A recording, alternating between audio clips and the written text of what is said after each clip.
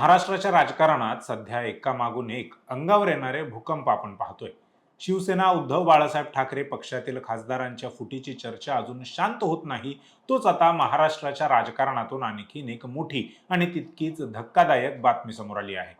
अजितदादांच्या राष्ट्रवादी काँग्रेसमध्ये आतापर्यंत अंतर्गत धुसफूस सुरू होती, ती आता थेट चव्हाट्यावर आली आहे. आता राष्ट्रवादी काँग्रेसमध्येही बंडखोरीची ठिणगी पडणार का, हा प्रश्न सध्या चर्चेला जात आहे. आणि यावेळी थेट आव्हान देण्यात आलंय ते पक्षाच्या राष्ट्रीय अध्यक्षा सुनेत्रा पवार यांच्या अध्यक्षपदालाच. पक्षाचे माजी राष्ट्रीय सरचिटणीस सच्चिदानंद सिंग यांनी थेट सुनेत्रा पवार यांच्या निवडीवरच कायदेशीर आक्षेप घेतलेत. सिंग यांच्या आरोपानुसार अजित पवारांनंतर सुनेत्रा पवारांना लोकशाही मार्गाने नाही तर पक्षावर थेट थोपवण्यात आले. त्यांनी केवळ आरोपच केले नाहीत तर थेट कायदेशीर नोटीस पाठवून या संपूर्ण वादाला कोर्टाच्या उंबरट्यापर्यंत नेऊन ठेवलंय. खरंच राष्ट्रवादी काँग्रेसमध्ये फूट पडणार का? या वादाच्या मागे प्रफुल्ल पटेलांचा हात असल्याच्या चर्चा का रंगत आहेत? आणि सर्वात महत्त्वाचं म्हणजे महाराष्ट्राच्या या पुरुषप्रधान राजकारणात एका महिलेचं नेतृत्व पचवणं खरंच एवढं अवघड गेलंय का? आज याच विषयी चर्चा करूयात. नमस्कार, मी संकेत आणि आपण पाहत आहात मुंबई आउटलुक. या संपूर्ण प्रकरणाची सुरुवात झाली एका कायदेशीर नोटीसीने. राष्ट्रवादी काँग्रेसचे माजी राष्ट्रीय सरचिटणीस सच्चिदानंद सिंग यांनी पक्षातील लोकशाहीवरच बोट ठेवले. त्यांच्या मते अजितदादांच्या जाण्यानंतर पक्षाच्या राष्ट्रीय अध्यक्षपदाची निवडणूक ज्या पद्धतीने पार पडायला हवी होती तशी ती झालीच नाही. कोणत्याही नियमांचे पालन न करता सुनेत्रा पवार यांची या पदावर थेट वर्णी लावण्यात आली.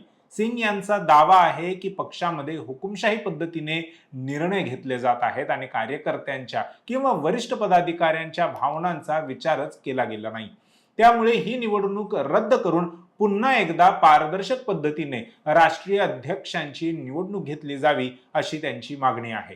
विशेष म्हणजे सच्चिदानंद सिंग यांनी ही नोटीस फक्त सुनेत्रा पवार यांनाच बजावलेली नाही तर त्यांच्यासोबत पक्षाचे वरिष्ठ नेते प्रफुल्ल पटेल आणि राष्ट्रीय सरचिटणीस ब्रिजमोहन श्रीवास्तव यांच्या नावानेही ही नोटीस धाडण्यात आली आहे. याचा अर्थ हा वाद आता पक्षाच्या चार भिंतींच्या आड मिटणारा राहिलेला नाही, तो थेट कायद्याच्या कचाट्यात सापडलेला आहे. आता या सगळ्या वादावर पक्षाची अधिकृत भूमिका काय? तर जेव्हा या संपूर्ण प्रकरणावर एबीपी माझाने राष्ट्रवादीचे वरिष्ठ नेते व राष्ट्रीय सरचिटणीस ब्रिजमोहन श्रीवास्तव यांच्याशी संपर्क साधला तेव्हा त्यांनी दिलेली प्रतिक्रिया अत्यंत धक्कादायक आणि विचार करायला लावणारी आहे. ब्रिजमोहन श्रीवास्तव यांनी ऑन कॅमेरा ही गोष्ट मान्य केली आहे की गेल्या काही काळापासून राष्ट्रवादी काँग्रेसच्या नेत्यांमध्ये आणि पदाधिकाऱ्यांमध्ये संवादाचा अभाव आहे, म्हणजेच संवादहीनता आहे. ते पुढे असेही म्हणाले की हा वाद आजचा नाही किंवा कालचा देखील नाही. तब्बल 3 महिन्यांपूर्वी सच्चिदानंद सिंग यांनी आपली तक्रार आणि ही नाराजी समोर आणली होती. पण मग प्रश्न पडतो की जर 3 महिन्यांपूर्वीच पक्षातील एका वरिष्ठ नेत्याने नाराजी व्यक्त केली होती तर त्यावर वेळीच तोडगा का काढला गेला नाही? पक्षाच्या नेतृत्वाने याकडे दुर्लक्ष का केलं? ब्रिजमोहन श्रीवास्तव यांनी आणखीन एक मोठा खुलासा केला. सच्चिदानंद सिंग यांनी ही कायदेशीर नोटीस पाठवण्यापूर्वी स्वतः ब्रिजमोहन यांच्याशी संपर्क साधला होता आणि आपली नाराजी बोलून देखील दाखवली होती. याचा अर्थ पक्षाच्या अंतर्गत वर्तुळात हा बॉम्ब कधीही फुटू शकतो याची कल्पना वरिष्ठ नेत्यांना आधीपासूनच होती. तरीही यावर कोणताही उपाय करण्यात पक्षाला अपयश आलंय हेच यातून सिद्ध होतंय. राजकारण म्हणजे जे दिसतं तसं नसतं आणि जे असतं ते कधीच दिसत नसतं. या संपूर्ण वादाच्या मागे सच्चिदानंद सिंग हे केवळ एक निमित्त असून खरा सूत्रधार दुसराच कोणीतरी असल्याच्या चर्चा आता मुंबईपासून दिल्लीपर्यंतच्या राजकीय वर्तुळात रंगू लागल्यात.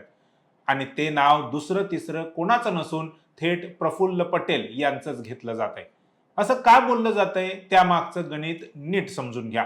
अजितदादांच्या मृत्यूनंतर राष्ट्रवादी काँग्रेसची संपूर्ण सूत्र आपल्या हाती यावीत अशी प्रफुल्ल पटेलांची सुप्त इच्छा होती असं राजकीय विश्लेषक सांगतात. सुनेत्रा वहिनींना अध्यक्षपदाच्या खुर्चीवर बसून पडद्यामागून स्वतः किंगमेकर बनण्याचा पटेलांचा डाव होता. सुनेत्रा वहिनींच्या नावाचा आडोसा घेऊन संपूर्ण पक्षावर स्वतःचं नियंत्रण ठेवता येईल असं गणित पटेलांनी मांडलं होतं. परंतु पटेलांच्या या मनसुब्यांच्या आड आले थेट अजितदादांचे सुपुत्र पार्थ पवार. कदाचित पार्थ पवारांनी पटेलांचा हा डाव वेळीच ओळखून पक्षाच्या मुख्य निर्णय प्रक्रियेत आणि सूत्रांमध्ये स्वतःची मजबूत पकड करायला सुरुवात केली. पार्थ पवारांच्या या आक्रमक एंट्रीमुळे प्रफुल्ल पटेलांचे मनसुबे धुळीस मिळाले असावेत असं काही राजकीय जाणकारांचं म्हणणं आहे. आणि याच कारणातून पटेलांनी सच्चिदानंद सिंग यांच्या माध्यमातून हे संपूर्ण नाराजी नाट्य घडवून आणल्याची जोरदार चर्चा सध्या रंगली आहे. स्वतःची हातची सत्ता गेल्यामुळेच पटेलांच्या खास माणसांकडून सुनेत्रा वहिनींच्या अध्यक्षपदाला आव्हान दिलं जात असल्याचा संशय आता व्यक्त केला जातोय. या वादाच्या मागे प्रफुल्ल पटेल असोत, पार्थ पवार असोत की सच्चिदानंद सिंग, परंतु या संपूर्ण प्रकरणातून भारतीय राजकारणातला एक अत्यंत कटू चेहरा पुन्हा एकदा समोर आलाय आणि तो म्हणजे आपल्या देशातील पुरुषवादी मानसिकता.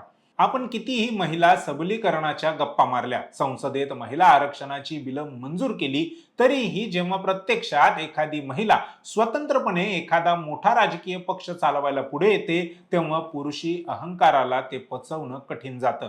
हेच या घटनेतून पुन्हा एकदा अधोरेखित होतंय. आणि हे आजचं नाही, इंदिरा गांधींपासून ते सोनिया गांधींपर्यंत आणि काल परवा ममता बॅनर्जींपर्यंत आपल्याला हेच दिसून येतं. आपण एकीकडे महिलांना राजकीय दृष्ट्या सक्षम करण्याच्या बाता मारायच्या आणि दुसरीकडे मात्र स्वतंत्रपणे पक्ष संघटना चालवणाऱ्या महिलांना कमजोर करायचं, त्यांचा पक्ष फोडायचा किंवा पक्षात बंडाळी निर्माण करायची. सुनेत्रा पवार या महाराष्ट्रातील एका बलाढ्य अशा राजकीय कुटुंबातून येतात. त्यांना राजकीय समज आहे, परंतु तरीही पक्षातीलच काही पुरुष नेत्यांना एका महिलेच्या हाताखाली काम करणं किंवा तिचे आदेश मानणं रुचत नाहीये का, असा थेट प्रश्न आता विचारला जातोय. सुनेत्रा वहिनींच्या नेतृत्वात काही त्रुटी असतीलही, परंतु थेट त्यांच्या निवडीवरच बेकायदेशीरतेचा शिक्का मारून त्यांना पदावरून हटवण्याचा प्रयत्न करणं हे या पुरुषी मानसिकतेचंच लक्षण मानलं जातंय. स्वतःच्या महत्वाकांक्षेसाठी एका महिला अध्यक्षाला टार्गेट केलं जातंय, ही अत्यंत खेदजनक बाब आहे.